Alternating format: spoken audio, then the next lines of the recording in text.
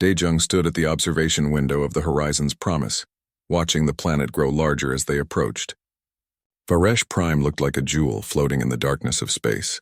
Massive crystal structures rose from its surface, catching the light of 3 distant suns and throwing rainbows across the clouds below. "First time seeing it?" Yun asked, coming to stand beside her. He held 2 cups of coffee, offering one to his friend. Daejung took the cup gratefully. "Pictures don't do it justice. I still can't believe we're actually here." "Nobody can," Yun said with a small smile. 3 generations in the Concordance, and this is the first time humans have been invited to the Sacred Archive opening. Captain Hana has been walking on air for weeks. Daejung laughed softly, though her stomach twisted with nerves. As the ship's xenolinguist, she would be expected to understand and translate the ceremony. But the elder species had languages that went back millions of years. Human language studies barely scratched the surface of what was out there in the galaxy. The door to the observation deck slid open and Captain Hana walked in. She was a stern woman with sharp eyes that missed nothing. "We'll be docking in 20 minutes. Everyone in formal uniforms. Daejung, you have your translation equipment ready?" "Yes, Captain." "All checked and double-checked?" "Good. Remember, we're representing all of humanity today. The elder species already think we're primitive. Let's not give them more reasons to look down on us." Hana left as quickly as she'd arrived. Yun shook his head. "She's been wound tighter than a ship's cable since we got the invitation." "Can you blame her?" Daejung said. "This ceremony happens once every 1,000 cycles. Some species wait their entire civilization's lifetime for an invitation." 20 minutes later, Daejung stood in the docking bay with the rest of the human delegation. Besides herself, there was Captain Hana, Yun Tae-min, the security officer, Jisoo, her young assistant, and Ambassador Kyung-soo. 6 humans among thousands of aliens. She felt very small. The docking clamps connected with a deep metallic thud. The airlock door opened and Daejung got her first look at Varesh Prime from the inside. The docking station was enormous, with ceilings that stretched up so high they disappeared into a soft, glowing mist. Hundreds of species moved through the space, some walking, some floating, some moving in ways Daejung had no words for. The Varesh themselves stood out immediately. They were tall, nearly 3 meters high, with bodies that seemed to be made of living crystal. Light moved through them in slow pulses, and when they walked, they made a sound like wind chimes. One of them approached the human delegation. "Welcome, children of Earth," it said in a voice that resonated in Daejung's chest. "I am Velmoth, High Priest of the Eternal Archive. We are honored by your presence." Ambassador Kyung-soo bowed deeply. "The honor is ours, High Priest. We are grateful for this invitation. Come. The ceremony begins soon." They followed Velmoth through corridors that seemed to be carved from solid light. Other species joined the procession, and Daejung recognized some from her studies. The Talmir, who looked like walking trees with faces in their bark. The keyless beings of pure energy contained in crystalline shells. The Horvan, massive creatures covered in rock-like armor, and dozens more she couldn't name. Jisoo leaned close to Daejung. "Are you nervous?" "Terrified," Daejung admitted. "You?" "Same, but also excited. This is history, Ani." The procession entered the Grand Archive and Daejung's breath caught in her throat. The chamber was beyond massive. It stretched up and out in all directions, and the walls were covered in data crystals that glowed with soft inner light. Each crystal, she knew, contained the complete knowledge of an extinct civilization. 10,000 species that had risen and fallen before humanity, had even learned to make fire. Velmoth led them to a platform near the center of the chamber. Other species took their places on similar platforms, arranged in a great circle around a raised dais in the middle. When everyone was settled, Velmoth climbed onto the dais. His crystal body flared with brilliant light and the chamber fell silent. "We gather here as we have gathered for 3 million cycles." Velmoth's voice echoed through the chamber. "We stand among the memories of those who came before. We honor the dead. We preserve their wisdom. We ensure they are not forgotten." He raised his arms and his body began to pulse with light in a complex rhythm. "I speak now in the tongues of the honored dead, that their voices may be heard once more." Velmoth began to speak in a language that sounded like water flowing over rocks. Daejung's translator device flickered to life, displaying text. The language of the Kelvan, extinct 15,000 cycles. He switched to another language, this one harsh and full of clicking sounds. The language of the Dross Collective, extinct 20,000 cycles. One by one, Velmoth spoke in the languages of species long dead. 7 languages, each more ancient than the last. Daejung's translator worked flawlessly, feeding her the meanings and the names of each lost civilization. Then Velmoth spoke in an 8th language. Daejung's translator device sparked and went dark. She tapped it, confused, but it wouldn't restart. She looked at Jisoo, whose device had done the same thing. Around the chamber, she could see other delegates, checking their equipment with worried looks, but that wasn't what made her heart start to race. She could understand what Velmoth was saying. The Ain language was like nothing she'd ever heard before. It felt old. Impossibly old, like the sound of mountains being born or stars dying. And yet the words made perfect sense in her mind, as if she'd known this language her entire life. Velmoth was reciting what sounded like a prayer or invocation. From the void we came, and to the void we return. We who walked among the stars, we who built worlds and moved suns, we ask now for wisdom to guide those who come after. Without thinking, without knowing why, Daejung opened her mouth and spoke. We who remain hear your words and carry your memory forward. We honor the path you walked and learn from both your triumphs and your failures. The words flowed from her mouth in that same ancient language. They felt right, like completing a circuit or fitting a key into a lock. The chamber erupted in chaos. Velmoth's crystal body flared so bright that Daejung had to shield her eyes. His ceremonial staff, which he'd been holding for the entire ceremony, slipped from his hands and clattered on the dais. The sound echoed through the suddenly silent chamber. The high priest stared at Daejung, his face unreadable but his body language shocked. When he spoke, his voice was barely a whisper, but in the silence it carried to every corner of the Grand Archive. Impossible. The silence in the Grand Archive lasted only a moment before everyone started talking at once. Delegates from 100 different species turned to stare at the human platform. Some pointed. Others made gestures that Daejung's broken translator couldn't interpret, but the shock on their faces needed no translation. Captain Hana grabbed Daejung's arm. What did you just do? I don't know, Daejung said, her voice shaking. I didn't mean to. I just understood what he was saying and I knew what to say back. You understood? Jisoo asked, her eyes wide. How? Our translators all failed. Taemin, the security officer, moved to stand in front of Daejung. His hand rested on the weapon at his belt. Something's wrong. Look at how they're all staring.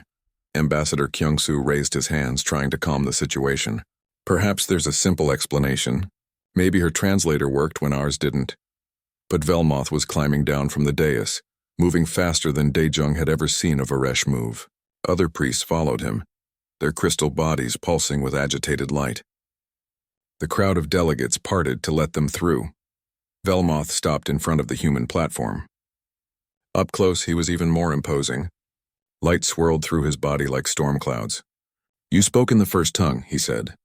How is this possible? I don't understand, Daejung said. What is the first tongue?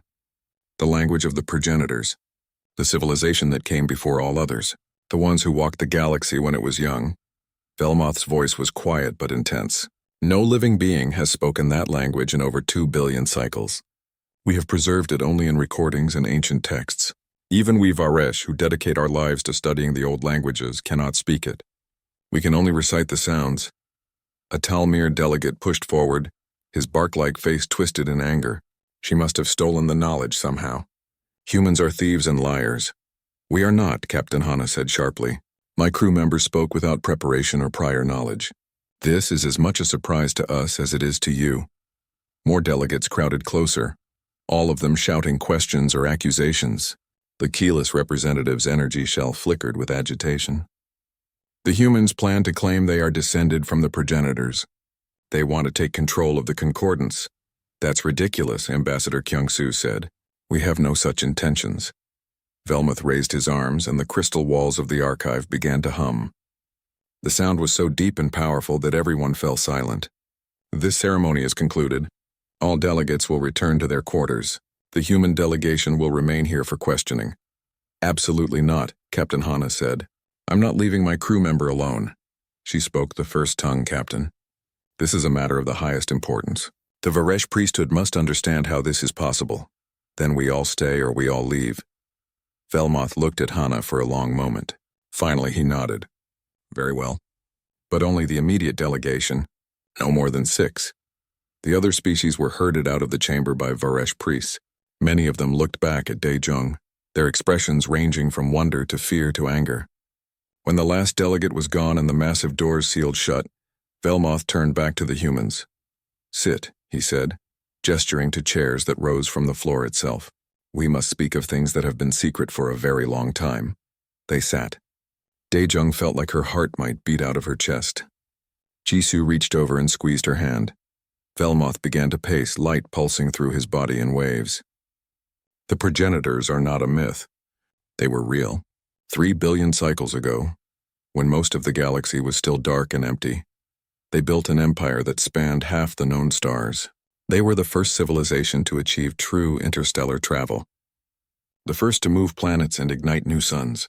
They were magnificent. What happened to them? Yun asked quietly. They vanished. The records are unclear. Some say they transcended physical form. Others believe they destroyed themselves in a great war. But before they disappeared, they left behind markers throughout the galaxy. 12 great monuments, each one containing fragments of their knowledge.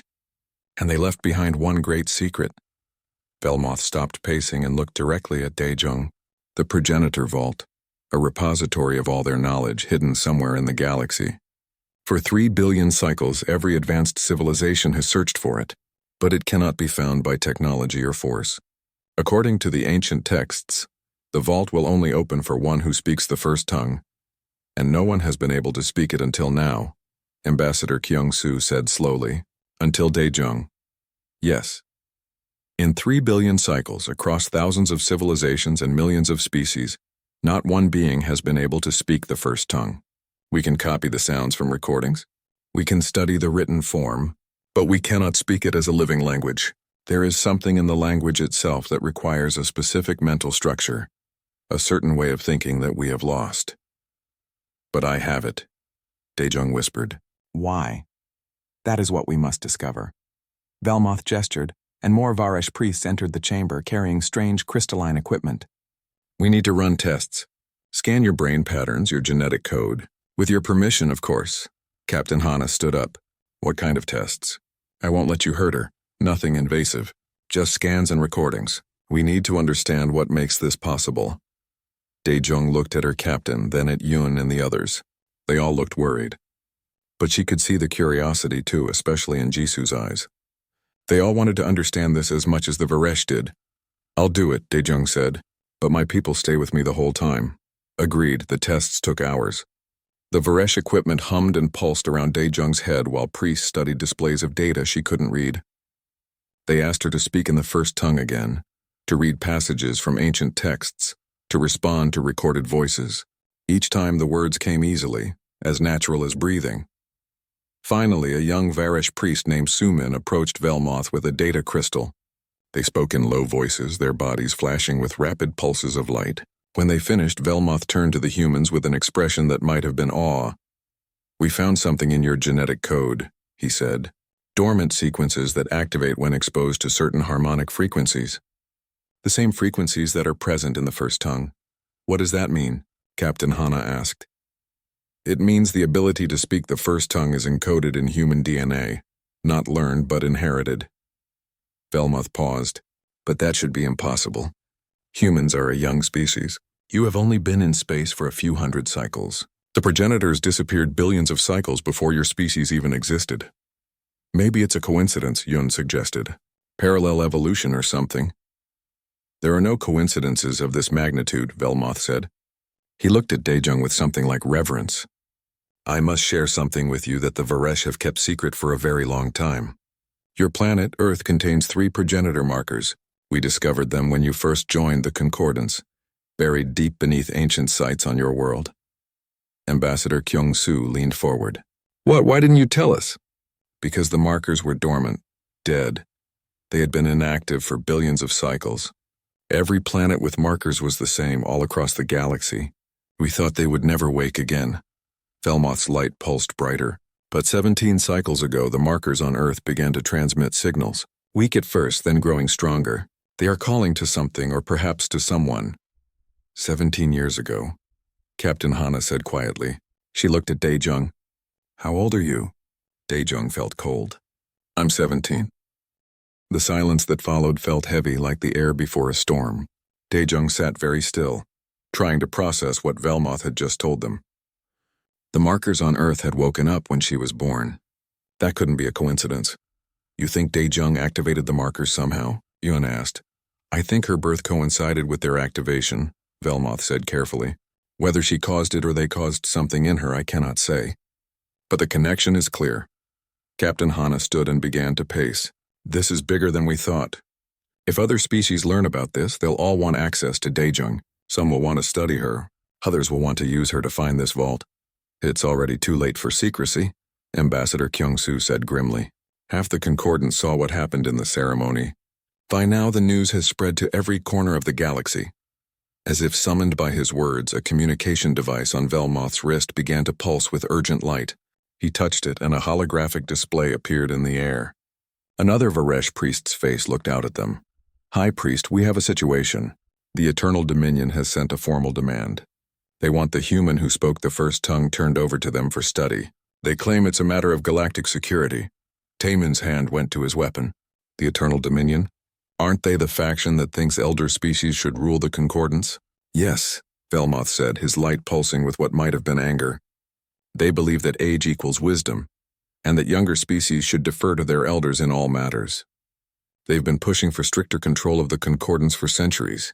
And now they want Dae-jung, Captain Hana said. I assume you told them no? The priest on the display looked uncomfortable. The council is debating it now. The Dominion has considerable influence. They're arguing that the progenitor vault could contain weapons or technology too dangerous for a young species to control. We don't want to control anything, Dae-jung said. I didn't ask for any of this. Velmoth dismissed the communication with a wave of his hand. I will not hand you over to them. The Varesh are the guardians of ancient knowledge, not the servants of political factions. But we must move quickly. If the council rules in the Dominion's favor, even I cannot protect you here. What are you suggesting? Ambassador Kyung-soo asked. There is another way. The progenitor markers on Earth, they're not just transmitters. They're also maps. Each marker contains coordinates fragments of a greater whole. If we can access all three markers and combine their data, we might be able to locate the vault. Jisoo leaned forward, her eyes bright with interest. And if we find the vault first? Then humanity has a claim to it. The Dominion can argue all they want, but possession is powerful in Concordance law. Velmoth's light flickered. But I must warn you, the journey will be dangerous. The Dominion will not simply let you leave, and once we begin searching for the vault, there's no turning back. Captain Hana looked at her crew, then at Dae-jung. It's your choice. You're the one they want. We'll support whatever you decide. Dae-jung thought about it. She could stay here, let the politicians argue over her fate. Maybe they'd send her back to Earth. Maybe they'd lock her up for study. Or maybe the Dominion would take her anyway, by force if necessary. Or she could move forward, find the vault, learn the truth about why she could speak a language that had been dead for billions of years. I want to find it, she said. The vault? I need to understand what all this means. Velmoth's body pulsed with approval. Then we must leave tonight. I'll arrange for a ship and gather what data we have on the markers. But there's one more thing you should know. He gestured, and the crystal walls of the chamber lit up with images. Star maps, ancient text, diagrams of planetary systems. At the center of it all was a slowly rotating image of Earth. We've studied your planet extensively since you joined the Concordance. There are anomalies in Earth's geological record that don't make sense. Your planet's orbit is too perfect. The moon's size and position are statistically improbable. And then there's this. The image zoomed in on Earth's core. Strange patterns appeared in the data, geometric shapes that couldn't be natural. Your planet has a structure in its core that we've never seen anywhere else. It's artificial, created with technology we don't understand, and it's very, very old. Approximately 4 billion cycles old. What are you saying? Yun asked quietly. I'm saying that Earth itself might be a progenitor artifact, not just marked by them but built by them, or at least modified by them to serve some purpose.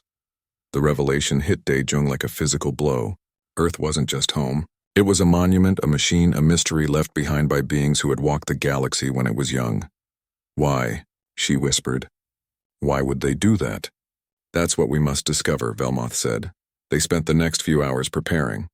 Velmoth gathered data crystals containing everything the Varesh knew about the progenitors.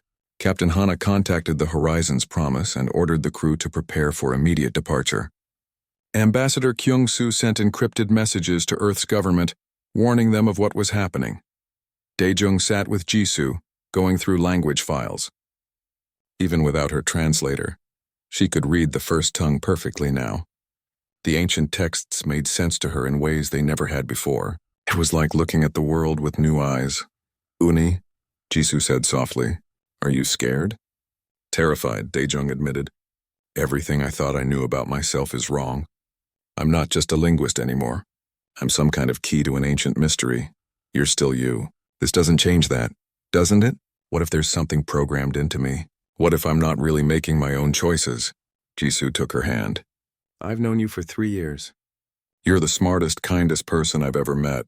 Whatever is in your DNA, it doesn't control who you are." Before Daejung could respond, alarms began to sound throughout the archive. Velmoth's communication device flared to life again, and this time the priest on the other end looked panicked. "High Priest, the Dominion fleet has entered orbit. They're demanding immediate access to the archive. They say they'll take the human by force if necessary." "Seal the archive," Velmoth ordered. "Full defensive protocols. They're already breaching the outer doors." Captain Hana was on her feet instantly. "How long do we have?" "Minutes at most," Velmoth said. He turned to the other priests in the chamber. "Get them to the emergency hangar.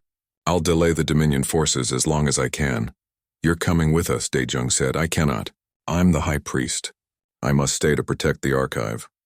"The archive won't matter if the Dominion gets what they want," Captain Hana argued. "You said it yourself. You're the only one who has all the data about the markers. We need you." Velmoth hesitated, and in that moment Daejung saw something she hadn't expected. Fear. The ancient priest was afraid. "You believe this is important," she said. "More important than politics or protocols. You think the vault contains something that could change everything?" "Yes," Velmoth said simply. "I've studied the progenitors my entire life. Thousands of cycles searching for answers. If the vault exists, if we can open it, we might finally understand who they were and why they left. That knowledge is worth any risk." "Then come with us." Velmoth looked around at the Grand Archive, at the thousands of data crystals containing the memories of extinct civilizations. Then he looked back at Daejung and nodded. "Very well. Let us see this through together." They ran through corridors that twisted and turned in ways that made no sense. The alarm sounds grew louder behind them, and Daejung could hear shouting in languages her dead translator couldn't process. Taemin led the way, his weapon drawn, while Yoon helped Velmoth navigate the human pace running. They burst into a hangar where a sleek ship waited. It was smaller than the Horizon's Promise, but it looked fast. Varesh priests were already loading equipment into its cargo hold. "Get aboard," one of them said. "We've programmed coordinates for a rendezvous with your ship. Go now." They climbed aboard as the hangar doors began to open to space. Through the widening gap, Daejung could see ships approaching. Large angular vessels bristling with weapons. The Eternal Dominion had come for her. Their ship lifted off just as the Dominion forces breached the hangar. Energy weapons flashed, but they were already accelerating, shooting out into the darkness of space. "They're pursuing," Yoon said from the pilot's seat. "3 ships, all faster than us." Captain Hana strapped into the co-pilot's chair. "Then we run and we pray we reach the Horizon's Promise before they catch us." The chase had begun. The small Varesh ship shook as another energy blast barely missed them. Yoon gripped the controls, sweat running down his face as he pushed the engines to their limit. Behind them, the 3 Dominion ships grew closer with each passing second. 2 minutes to rendezvous," Captain Hana said, her voice tense. "Can we make it?" "I don't know," Yoon admitted. "They're gaining." Taemin had moved to the weapon station, such as it was. The Varesh ship had minimal defenses, designed for speed rather than combat. "I can try to slow them down, but this thing shoots like a toy compared to their weapons." "Do what you can," Hana said. Taemin fired, and small pulses of energy shot back toward their pursuers. The Dominion ships barely seemed to notice, their shields absorbing the attacks without effort. Daejung sat strapped in her seat, feeling useless. Jisoo was beside her, pale and holding onto the armrest so tightly her knuckles were white. Velmoth stood in the center of the cabin. his crystalline body pulsing with light as he held onto an overhead rail. "There," Yun shouted. "I see the Horizon's Promise." Through the viewport, Daijun could see their ship. It looked beautiful and safe and very, very far away. The Promise was accelerating toward them, but the Dominion ships were still closing faster. "They're charging weapons," Taman said. "Big ones this time. They're not trying to capture us anymore. They're trying to destroy us." 30 seconds, Hana said. Come on, come on." The Horizon's Promise was close enough now that Daejung could see details. The docking bay doors were open, a bright rectangle of light in the darkness, but the Dominion ships were right behind them, weapons glowing with building energy. "They're firing," Taemin yelled. 3 massive energy beams lanced through space. Yun threw the ship into a desperate roll and 2 of the beams missed. The third caught them along the side and the entire ship shuddered. Alarm screamed. Smoke filled the cabin. "Hull breach in the cargo section," Hana said, reading displays. "Shields are gone." "One more hit and we're done." 10 seconds, Yun said through gritted teeth. The Horizon's Promise opened fire. Its weapons were much larger than the Varesh ships, and the Dominion vessels had to break formation to avoid the barrage. It bought them precious seconds. "Brace for docking," Yun shouted. The Varesh ship shot through the docking bay doors and slammed into the deck with a screech of metal. Emergency systems kicked in immediately and the bay doors began to close. "Move, move, move." Hana was already out of her seat, pulling Jisoo and Daejung toward the exit hatch. They scrambled out of the damaged ship just as the bay doors sealed. Through the transparent aluminum windows, Daejung could see the Dominion ships approaching, weapons still glowing. "Will they really attack a human diplomatic vessel?" Jisoo asked. "I don't know," Hana said, "and I don't want to find out." "Bridge, this is the captain. Get us out of here, maximum speed." The Horizon's Promise lurched as its engines engaged at full power. The Dominion ships followed, but they didn't fire again. Not yet. In-Ho, the chief engineer, was waiting for them on the bridge. He was a stocky man with oil stains on his uniform and a worried expression. "Captain, they're hailing us. The Dominion fleet commander wants to speak with you." "Put him on," Hana said, sliding into her command chair. The main screen lit up with the image of a Talmir. His bark-like face twisted into something that might have been anger or disgust. "Human vessel, you are harboring a fugitive. Surrender the female called Daejung, and we will allow the rest of you to leave unharmed." "Fugitive?" Hana said coldly. "She's a member of my crew and has broken no laws.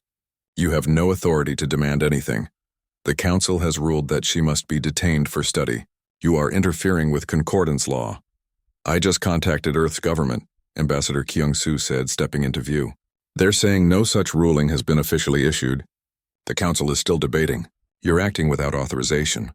The Talmir's face darkened. "The girl is too dangerous to be left free. She has access to progenitor knowledge. That power cannot be in the hands of such a young, primitive species." "There it is," Hana said. "The real reason, you don't care about law or safety. You just can't stand the idea that humans might have access to something you don't. Surrender her or we will take her by force." "Try it," Hana said. "But know that if you fire on us, you'll be starting a war with Earth. And I promise you we might be a young species, but we're very good at fighting." The Talmir stared at her for a long moment. Then the screen went dark. "They're powering weapons," In-Ho said. "Captain, we can't fight 3 of them." "We don't have to fight," Velmoth said. He had been standing quietly in the corner of the bridge, but now he moved to the navigation console. "I know these stars. There's a nebula cluster nearby, dense with gas and radiation. Our sensors can navigate it, but their larger ships will be blind." "Set course," Hana ordered. "Maximum speed." The Horizon's Promise dove toward the nebula as the Dominion ships opened fire. Energy beams lit up the darkness, but the human ship was already twisting and turning, making itself a difficult target. One beam caught their rear shields and the ship shook, but they held together. Then they were in the nebula and everything became chaos. The sensors showed nothing but static and swirling colors. The ship rocked as it passed through pockets of dense gas. Alarms blared as radiation levels spiked and fell. But Velmoth stood at the navigation console, his crystalline hands moving over the controls with surprising dexterity. "Left," he said calmly. "Now down. Forward through the red zone." Yun followed his directions without question, trusting the ancient priest's knowledge. Behind them, the Dominion ships had slowed, their sensors clearly struggling with the interference. After what felt like hours but was probably only minutes, They burst out the other side of the nebula into clear space. The Dominion ships were nowhere to be seen. We lost them, Inho said with relief. At least for now. They'll keep searching, Hana said. But we've bought ourselves time.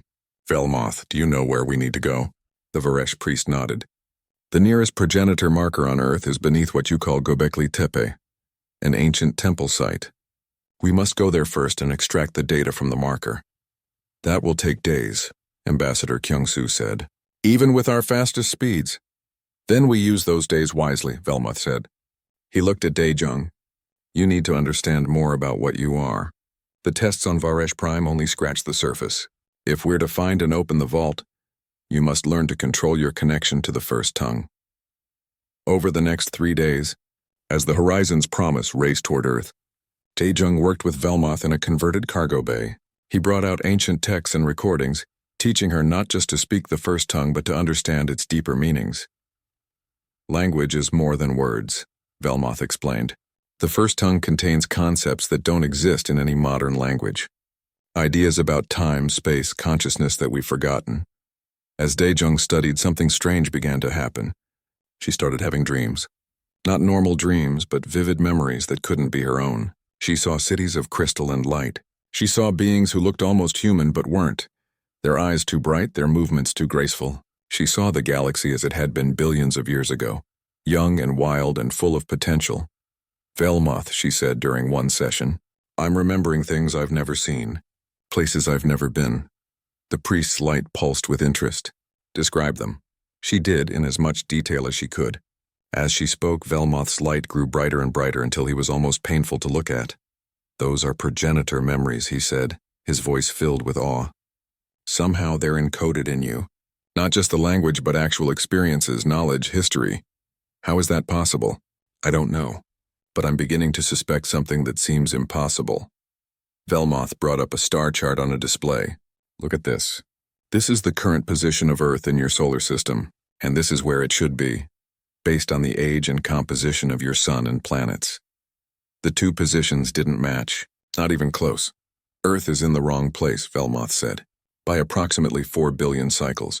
It's as if your planet was moved from somewhere else and placed in its current orbit.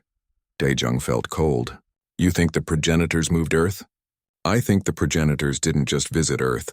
I think they created it, or at least modified it extensively. And I think they left something there.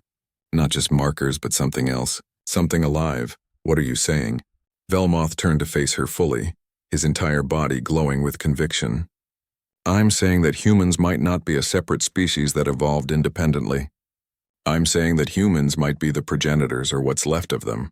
That you are their descendants, their legacy, their hope for the future. That's crazy, Daejung said. But even as she said it, she felt the truth of it resonating somewhere deep inside her. The dreams, the language, the genetic codes. It all fit together, is it? Velmoth asked. Think about it. The progenitors vanished 3 billion cycles ago. Earth was modified 4 billion cycles ago.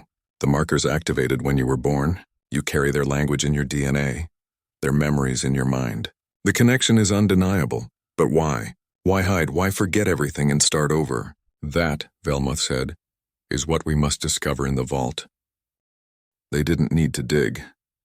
When Daejung approached the ancient temple site, the ground began to shake.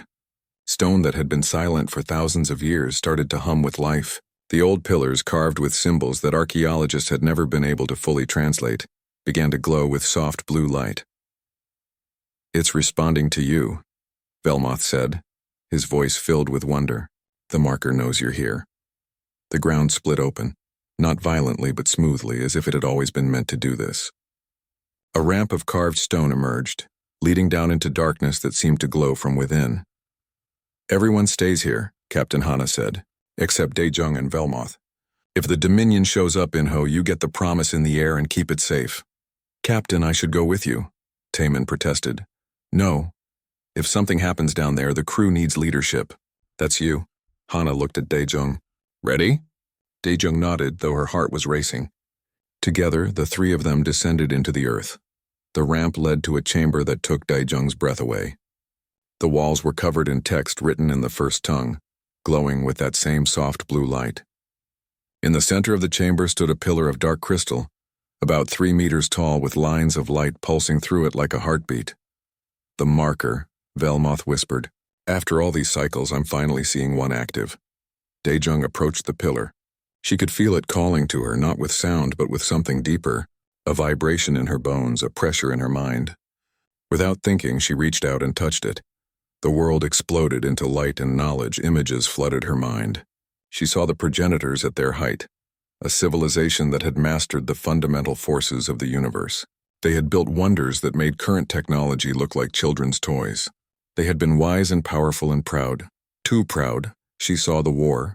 Not a war against another species, but a civil war. The progenitors had split into factions, each believing they had the right path forward. Some wanted to transcend physical form entirely. Others wanted to reshape the galaxy in their image. Still others wanted to guide younger species carefully without interference. The arguments became conflicts. The conflicts became battles. The battles became a war that nearly destroyed the galaxy itself. Stars died. Planets burned. Whole sectors of space were rendered lifeless. When the surviving progenitors finally stopped fighting and looked at what they'd done, they were horrified. They had become the very thing they'd feared most, destroyers rather than builders. So they made a choice. They would hide their most dangerous knowledge in a vault, sealed and protected. They would scatter markers across the galaxy as breadcrumbs, waiting for a time when the galaxy had matured enough to receive that knowledge without repeating the same mistakes. And they would reset themselves. Using technology that bent the very laws of nature, they modified a planet called Earth. They seeded it with life, including a version of themselves, stripped of memories and technology, but carrying the potential in their DNA. They set the planet in a stable orbit around a gentle sun and left it to develop naturally. The progenitors became humans, not immediately, not directly, but over billions of years of evolution. The descendants of those who had once walked among the stars forgot everything. They started over from the beginning, learning to make fire and tools and language all over again until now. Daejung gasped and pulled her hand away from the pillar. The visions faded, but the knowledge remained. She turned to Velmoth and Hana, tears running down her face. I know where the vault is, she said, and I know why we forgot. She told them everything she'd seen. When she finished, Velmoth was glowing so bright he lit up the entire chamber. It's true, he said. All the theories, all the speculation. Humans are progenitors, not descendants, not copies, but the same species reset and reborn. That's why I can speak the first tongue, Daejung said. It's not a foreign language. It's my own language buried under billions of years of evolution. Captain Hana looked shaken. The Dominion cannot learn this. If they know humans are progenitors, they'll either try to control us or destroy us out of fear. They already suspect, Velmoth said. Why else would they be so desperate to stop you? Above them, they heard the sound of ships landing. Shouts in multiple languages echoed down the ramp. The Dominion had arrived. We need to go, Hana said. Now. No, Daejung said. She felt calm, clearer than she'd ever felt in her life. We need to finish this. The marker gave me coordinates for the vault. It's not far. In a region of space called the Shattered Expanse. That's weeks away even at maximum speed, Velmoth said. Then we'd better move fast. They ran back up the ramp to find their crew in a standoff with Dominion forces. Taemin and the others had weapons drawn, facing off against a dozen armed aliens. The Talmir commander from the ship's screen stood at the front. His bark-like face twisted with anger. Surrender the girl, he demanded. Not happening, Taemin said. Daejung stepped forward, and everyone's attention snapped to her. I'll come with you, she said. Daejung, no, Hana protested. I'll come with you, Daejung repeated, looking at the Talmir commander. If you let my crew go, let them leave Earth safely and I'll surrender. The commander's eyes narrowed with suspicion, but also triumph. Agreed, your crew may leave. You will come with us, no tricks, Hana said. We get to our ship, we get clearance to leave orbit, and then Daejung comes with you. Fine. But if you try anything, we will destroy your ship. They walked slowly back to the horizon's promise. Daejung's mind was racing. She'd seen the vault's location in her vision. She'd seen how to open it, but she needed time, and she needed her crew safe. As they reached the ship's ramp, Yoon suddenly grabbed Daejung and pulled her aboard. Taemin and the others opened fire at the same moment, not to kill but to create smoke and confusion. Go, go, go, Hana shouted. The Horizon's Promise lifted off even as the ramp was still closing. Dominion forces fired at them, but Inho had already engaged the shields. They shot up through the atmosphere with Dominion ships right behind them. "You tricked them," Daejung said to Hana. "I learned a long time ago that sometimes you need to bend the rules to do the right thing," Hana replied. "Inho, can we make it to the Shattered Expanse?" "Not with them chasing us like this." "Then we need help." Hana opened a communication channel to Earth's defense forces. "This is Captain Hana of the Horizon's Promise. We're carrying information vital to humanity's survival. We need you to delay the Dominion fleet." "Captain, they outnumber us 3-1. I know what I'm asking. But if we fail, humanity's future is at stake. Buy us 10 minutes. That's all we need." There was a pause then. "Understood, Captain. Good luck." Earth's defense ships engaged the Dominion fleet, and the Horizon's Promise accelerated away at maximum speed. Behind them, energy weapons lit up the darkness as humanity fought to protect one of their own. "Entering faster than light in 5 seconds, Inho said. 4, 3, 2, 1. Space twisted and they were away. The journey to the Shattered Expanse took 12 days. 12 days during which Daejung studied everything Velmoth had on the progenitors. 12 days during which the entire galaxy learned that humans might be connected to the ancient builders. 12 days of arguing, debating, and political chaos across the Concordance. Some species demanded that humans be isolated until the truth could be determined. Others wanted to welcome them as the rightful heirs to the progenitors' legacy. Still others wanted to destroy Earth entirely, terrified of what humans might become. But the Horizon's Promise kept flying, deeper into uncharted space, until finally they reached the Shattered Expanse. It was beautiful and terrible. Space itself seemed broken here, fractured like shattered glass, reality bent in ways that made no sense, and stars appeared in places they couldn't possibly be. "The vault is at the center," Daejung said, her hand pressed against the observation window. "I can feel it." They navigated through the broken space carefully, with Velmoth and Yun working together at the controls. It took hours, but finally they saw it. The vault. It looked like a moon-sized sphere of dark crystal, similar to the markers but impossibly larger. Lines of light pulsed across its surface in patterns too complex to follow. "There are ships here," Taemin said. "The Dominion beat us again." Indeed, a small fleet of Dominion vessels orbited the vault. As the Horizon's Promise approached, they moved to intercept. "They can't open it without me," Daejung said. "That's why they're just sitting there. And now that we're here, they'll try to take you by force," Hana said. "Ideas?" "I have one," Daejung said. "But you're not going to like it." Her plan was simple and insane. They would fly straight at the vault and Daejung would spacewalk the last distance. The vault's defenses wouldn't fire on her because she was progenitor, but the Dominion ships would have to either let her go or risk destroying the vault itself. "That's suicide," Yun protested. "It's the only way." In the end, they did it. Daejung put on a spacesuit and entered the airlock. As the Horizon's Promise raced toward the vault with the Dominion fleet in pursuit, she jumped. Floating in the void, surrounded by broken space and dying stars, Daejung felt strangely peaceful. She activated her suit's thrusters and flew toward the massive crystal sphere. Behind her, the Dominion ships were firing at the Horizon's Promise, trying to force it away.